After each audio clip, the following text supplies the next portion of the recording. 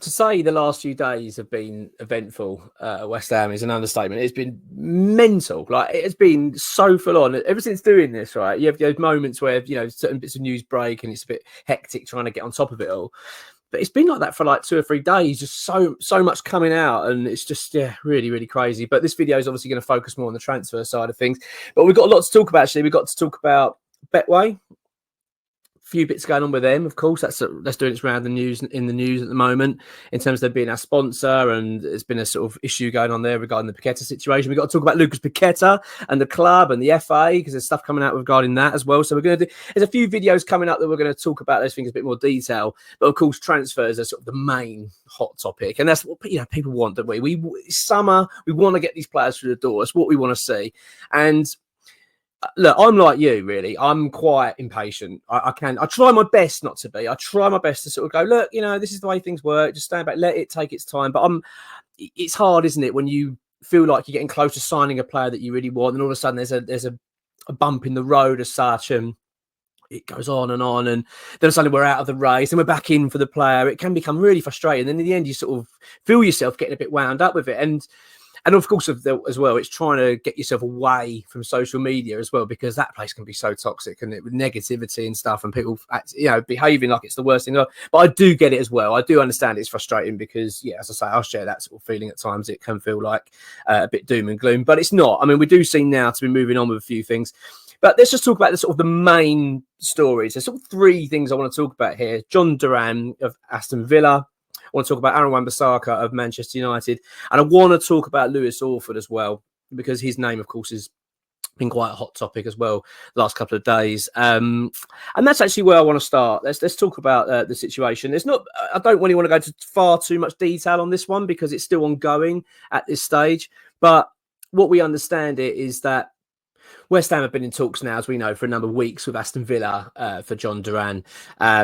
Struggling to get an agreement in terms of the fee agreed. So Villa appear to be sort of pushing for the £40 million mark. West Ham feel that's too much and wanted to put it more based on incentives.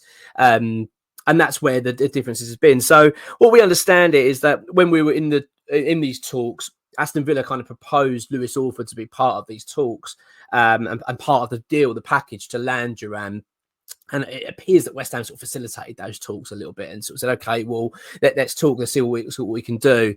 It seems, though, West Ham have backtracked on that pretty fast. I think they've realised that's not the route they want to go down. They don't want to be losing Orford. And as far as we understand it, the club have now come to the table with the player and his representatives, etc., to try and thrash out a new deal at West Ham. So the update from ExWHUEmployee on that front, in terms of Orford at the moment, is purely that is the case. The talks are ongoing, and they're really hopeful they can get something sorted out. But I've got to say, I mean, it's really poor that West Ham, well, one, facilitated those talks in the first place, but two, the fact that we keep allowing these situations to... We're sort of like the creators of our own downfall when it comes to our academy players, it feels like. We are just so reluctant because we've got this ownership that have had their fingers burnt with Reece Oxford, as we know, all those years ago.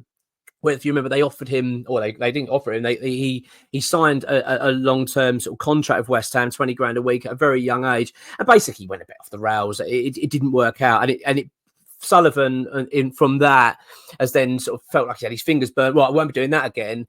Players we can't be signing up to big contracts, and I feel like that is constantly now been the thought process, even though it's time has moved on, and we're at risk of losing a crop of amazing young players here. I'm not to say we're going to lose Orford, of course. I really, really hope that isn't the case. Like every West Ham fan, I don't think there's any West Ham fan that would be up for losing him. He's proven himself to be a very good player at academy level. Very, very, very reliable. Obviously, he's made it into the under-18s England squad as well. He's been exceptionally good for them as well.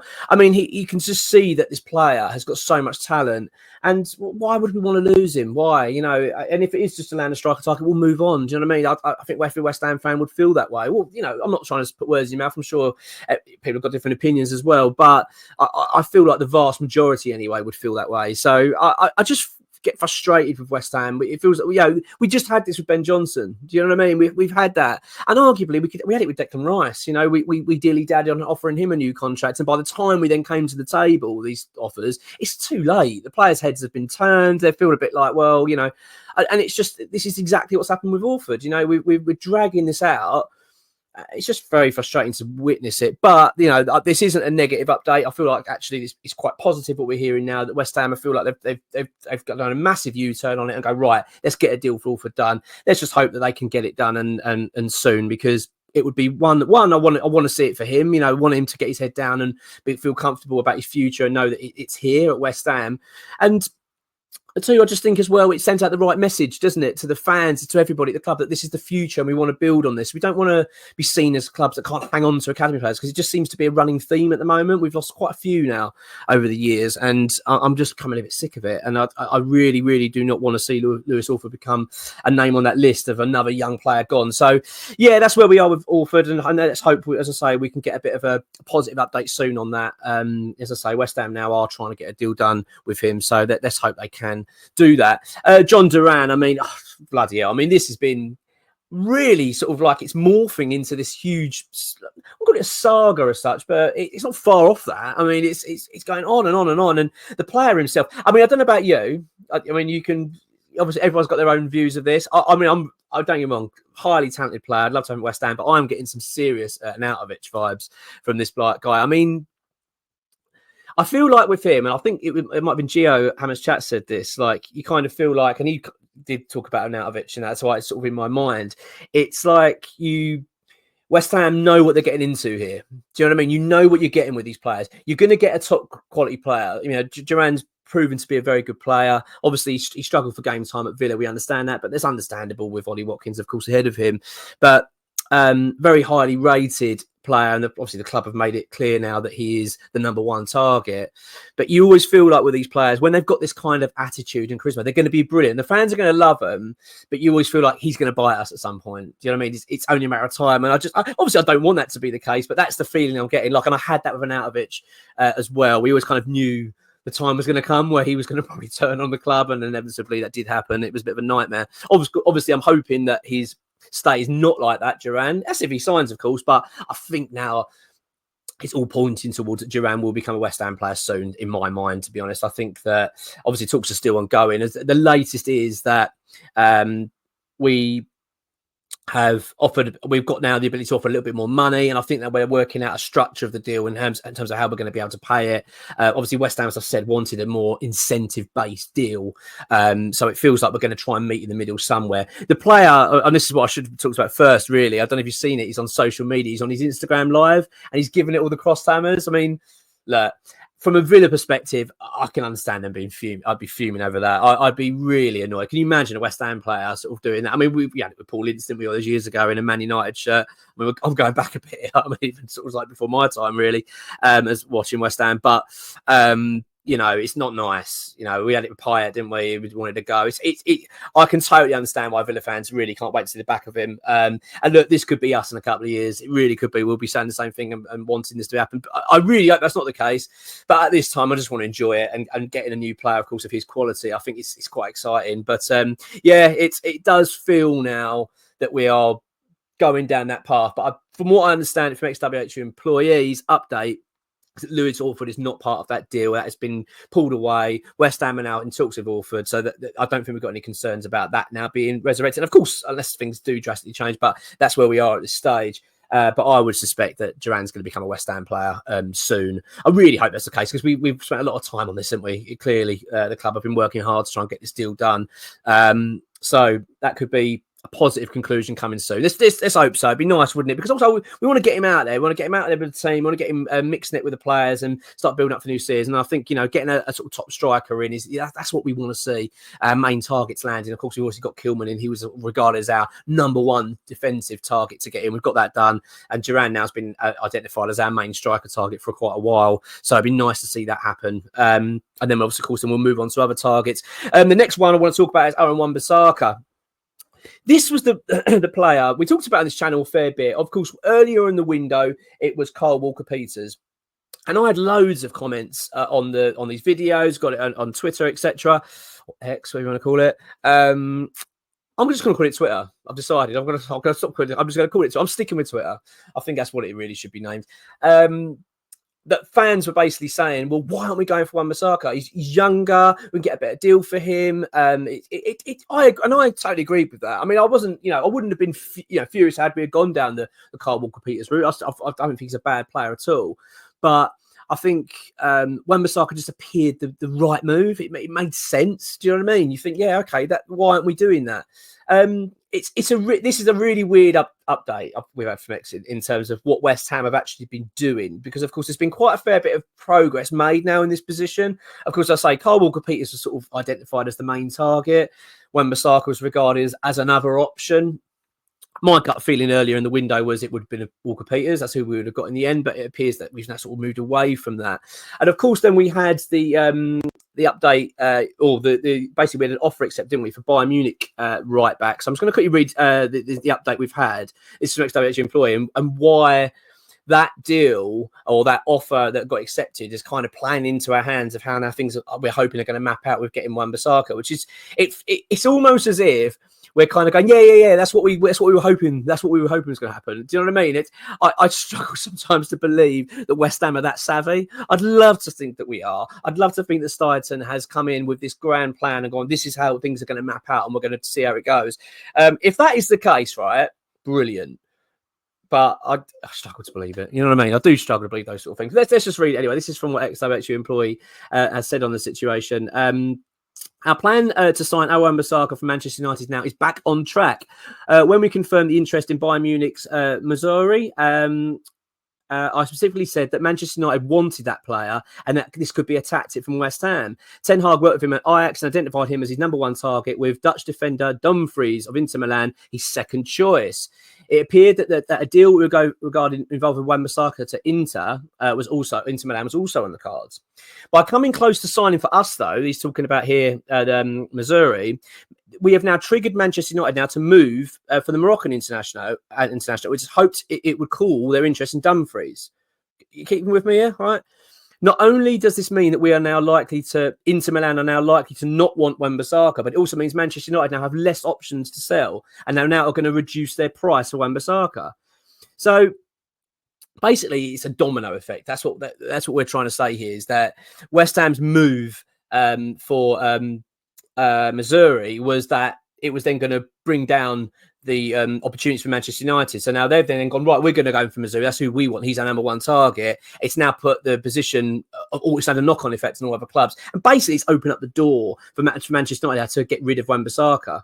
So, and also as well, I believe that Missouri wanted the Manchester United move anyway. That was kind of his preferred destination. And so it's hard to believe that West Ham would be that savvy. Do you know what I mean? I do struggle with these things when it comes to West Ham, because we're not great at these things. Let's be honest. We're not the best when it comes to buying and selling players, I don't think, anyway. I mean, but I'd like to think now we have got Steidton involved. We've got a bit more about us. We do seem to identify things, and we seem to be playing the game a little bit better. But this does seem quite, extensive when you think of a plan. It's like, as he called it, the master plan. That's what they were hoping to do. This is how they mapped it out. But look, if that is the case, I'm happy to buy it and I'm happy to go along with it.